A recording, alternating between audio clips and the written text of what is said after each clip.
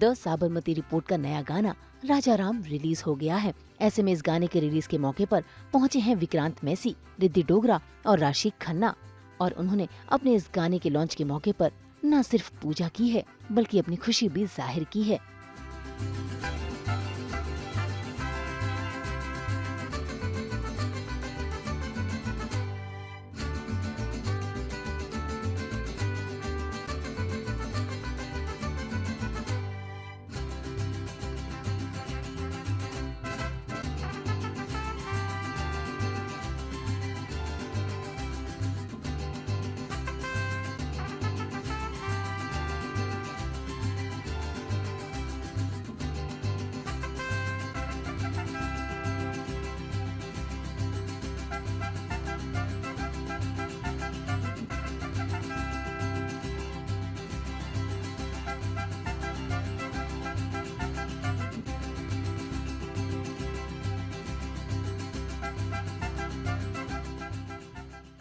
सबसे पहले तो thank you so much to NSC हमें यहाँ बुलाने के लिए। Thank you so much ma'am, you are also doing an amazing job. And मुझे ऐसे लग रहा है आज दिवाली के दिन लक्ष्मी की गोद में आके बैठ गए हम। So it's a really really auspicious start also हमारी फिल्म की प्रमोशन के लिए। Thank you so much for that. And secondly जो आपने कहा, हाँ मैं चैलेंजिंग रोल्स ही करती हूँ क्योंकि मैं एक्चुअली बहुत ही कंटेंट इंसान हूँ। तो अगर मुझे घर से निकलना है तो मुझे चैलेंज होना है। नो जैसा कि विक्रांत पहले भी कह चुके हैं, मैं एक बात बताऊंगी। मैं बेलग्रेड गई थी, ईस्ट यूरोप, और वहाँ पे मैंने बहुत सारी बिल्डिंग्स देखी जहाँ पे बॉम्ब ब्लास्ट कभी हुआ होगा और वो बिल्डिंग्स वैसी की वैसी ही हैं। बिकॉज वो नहीं चाहते कि उनकी, और रादर वो चाहते हैं कि वहाँ के लोग याद रखें कि उनके साथ क्या क्या हुआ है। तो आई थिंक ये कहानी बहुत ज़रूरी है लोगों तक, नई जनरेशन, ओल्डर जनरेशन, और जैसा कि राशि और विक्रांत दोनों ने कहा कि एक clarity, factual clarity of a particular incident जिसने हम सबको इतना हिला दिया था, हम सबको शेक कर दिया था एज अ नेशन, बहुत ज़रूरी है। सो आई थिंक ये फिल्म क्यों बनी से ज़्यादा मैं आपसे पूछना चाहूँगी क्यों ना बने, बिकॉज मुझे तो लगता है कि ऐसी फिल्म बननी चाहिए। और द साबरमती रिपोर्ट बहुत आई वुड से बहुत रिस्पॉन्सिबिलिटी के साथ बनी है। जो रिसर्च हुआ है वो आज तक रिसर्च कर रहे हैं, यू नो, इवन अभी भी हमें बताने के लिए they said, the team said we will cross check with our researchers and let you know. So that is the seriousness with which हम ये स्टोरी, पूरी टीम ये स्टोरी बताना चाहते हैं। तो आई थिंक अगर दिल से, शिद्दत से और यू नो सीरियसनेस के साथ कोई काम किया जाए तो क्यों नहीं। But more than that, for me, it was more about the story being told, a story that everyone's always heard of but hasn't had the clarity about. So I think that's what pushed me into this film. And वो सोने पे सुहागा होता है जब आपका character भी बहुत अच्छा होता है जैसे हम सबका है. So I think it's a plus for any actor to have this in their filmography. Yeah. Have felt very strongly. We are really grateful for to be here on this stage. बहुत खुश हैं आप सबके साथ बैठने का मौका मिला. एंड एज राशि also said, NSC is or has completed 30 proud years, and onwards and upwards. Uh, yes, this is a very special film for all of us. तो उम्मीद ये है कि जितनी सिंसेरिटी के साथ हमने ये फिल्म बनाई है वो लोगों तक पहुँचे. So yeah, I really hope that all of you, take out your valuable time और आप लोग सब 15 नवंबर को जाएं अपने नज़दीकी सिनेमा घरों में ये फिल्म देखें. And lastly, as all of us have been saying, this unfortunate event changed the entire social, political landscape in our country. And nobody, and I have no qualms in admitting, it's a shame that nobody has ever attempted to talk about the genesis of the problem. और ये अंतर्राष्ट्रीय NGOs ने, news publications ने, सब ने बहुत अपनी टिप्पणियां दी, ख़ास तौर पे 2002 से 2007-8 के बीच में. पर जब हमारे उच्च न्यायालय ने, जब सुप्रीम कोर्ट ने सारी चीज़ों को स्पष्ट किया, उसके बाद उनकी तरफ से कोई रिस्पॉन्स नहीं आया. तो मीडिया जो है, एक आम आदमी रोज़ सुबह उठता है, अपना अखबार खोलता है, रात को थक हार के काम से वापस आता है, 15 मिनट के लिए टीवी लगाता है, वो उस मीडिया पे रिलाय करता है जो उसकी आंख, उसके कान बने दुनिया में, समाज में। पर वो मीडिया हमें कैसे मैनिपुलेट करता है, उस एक सिंपल आदमी को कैसे मैनिपुलेट करता है, उसी तरह से इस इम्पोर्टेंट पिवटल मोमेंट को कैसे मैनिपुलेट किया गया, आपको, मुझे, हम सबको। कहीं ना कहीं ये कहानी उस मीडिया के रोल के बारे में भी है। So tomorrow when you wake up and you open that newspaper, I'm sure you're going to read that paper with a very different point of view after you watched the Sabarmati report.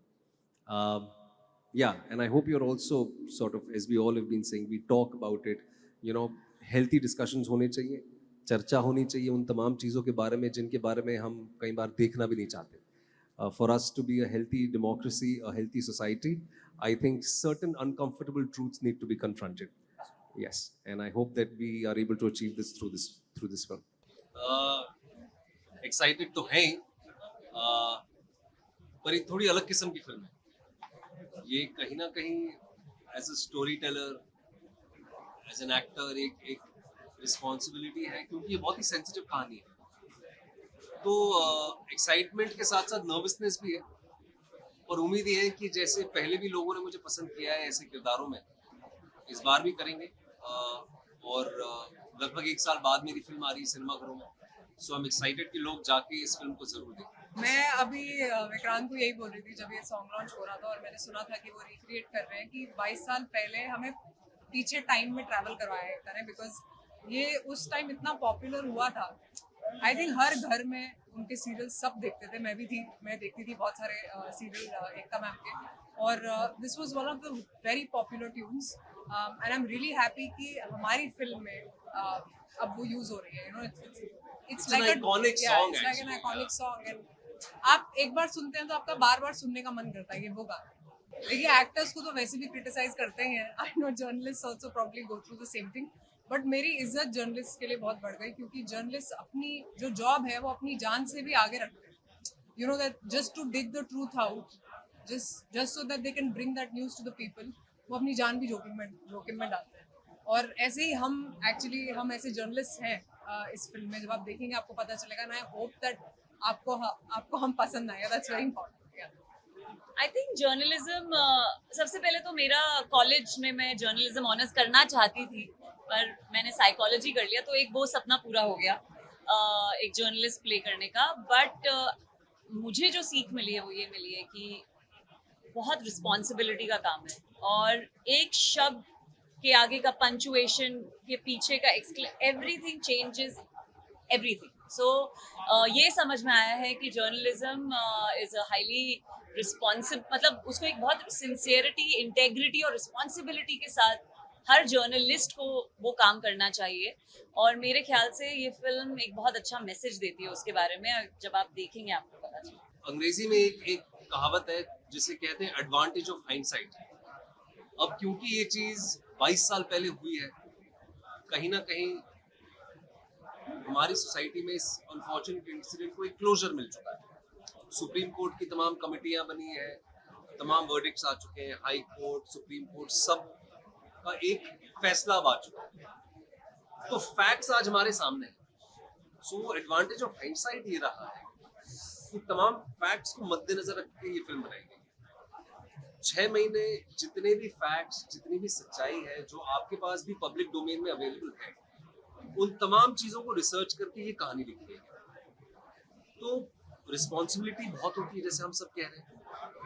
एक challenge भी होता है, क्योंकि आपने बिल्कुल सही कहा कि बहुत ही सेंसिटिव चीज है, और खास तौर पे उन 59 लोगों के बारे में किसी ने बात नहीं की. तो उम्मीद यह है कि हर्ट ना हो, बल्कि हमारी तरफ से एक सिंसियर अटेम्प्ट है कि उन 59 लोगों को एक न्याय मिले, एक क्लोजर मिले इस कहानी के जरिए. प्रिपेयर तो आप इसी तरह, आप ये नहीं सोच सकते कि किसी को हर्ट करें या नहीं करें. आपको एक ही चीज करनी है उसके बारे में कि आप कहानी ट्रूथ के साथ बताएं, चाहे वो कुछ भी ट्रूथ हो, चाहे वो ट्रूथ ग्रे हो या वो ट्रूथ ब्लैक हो या वाइट हो, लेकिन वो ट्रूथ में हो. सो खास तौर के मेरे कैरेक्टर के लिए आई थिंक मैं बिना कुछ कहे यही कहना चाहूंगी कि कहानी के पर्सपेक्टिव्स होते हैं, सो वो पर्सपेक्टिव्स को समझना और सही गलत का फिर एक क्लोजर देना या एक रिजल्ट देना कि सही गलत क्या है, उसके पहले पर्सपेक्टिव्स हमें पता होने चाहिए। एंड आई थिंक उस पॉइंट से ये कहानी बहुत बहुत ज़रूरी है। और प्रेपरेशन तो यही होती है कि आप स्टोरी के साथ बने रहिए and read between the lines. आप अपने सह कलाकारों के साथ काम करिए, निर्देशक के साथ काम करिए जिन्होंने कहानी लिखी है, आप उनसे और सवाल पूछिए, क्योंकि and as he said the advantage of something that's already happened before, so you have facts and you have research, so it was driven by all those things. विश्वास नहीं करेंगे कि कुछ लोगों को जब हमने ये कहानी बताई, और पत्रकार खास तौर पे, मैं बिना नाम लिए, और वो बहुत सीनियर जर्नलिस्ट हैं, मोस्टली सबका ये कहना था कि ये मेरी कहानी है। जब हमने उनके साथ बैठ के चर्चा की इस फिल्म के बारे में, तो बहुत से ऐसे हमारे पत्रकार मित्र रहे जो उस वक्त जब ये घटना घटी थी वो ग्राउंड जीरो पे थे, मेहनत कर रहे थे, वो काम करना चाह रहे थे। और खास तौर पे जितने आपके रीजनल मीडिया के लोग हैं जो एक्चुअल ग्राउंड लेवल पे काम कर रहे होते हैं, जिनको आपकी बड़ी बड़ी एजेंसियां आउटसोर्स करती है काम, और अनफॉर्चुनेटली उनकी कहीं भी आवाज दिल्ली तक नहीं पहुंचती। जो दिल्ली मीडिया आज एक आपका एक पर्सपेक्टिव है, और खासतौर पे इंग्लिश मीडिया का, वो रीजनल वालों को इतनी इज्जत, इतनी स्पेस, इतना सम्मान नहीं मिलता। तो जब मैंने ये रोल किया और जब मेरे को ये सुनने मिला अपने पत्रकार दोस्तों से कि ये लगभग उन सबकी कहानी है, तो I was really touched, I was honoured to be a part of this film, क्योंकि बहुत से ऐसे लोग हैं सर, जब आप भी ये फिल्म देखेंगे कहीं ना कहीं आपको या आपके मित्रों को भी ऐसा लगेगा ये आपकी कहानी है। सो it is a massive responsibility to play a part like this, to be a part of a film like this, और उम्मीद ये है कि लोग पसंद तो करेंगे फिल्म को, पर इस प्रोफेशन को भी, और खासतौर पे जैसे रीजनल मीडिया की मैं बात कर रहा हूँ, उनको रिस्पेक्ट अकॉर्ड हो जो वो डिजर्व करते हैं।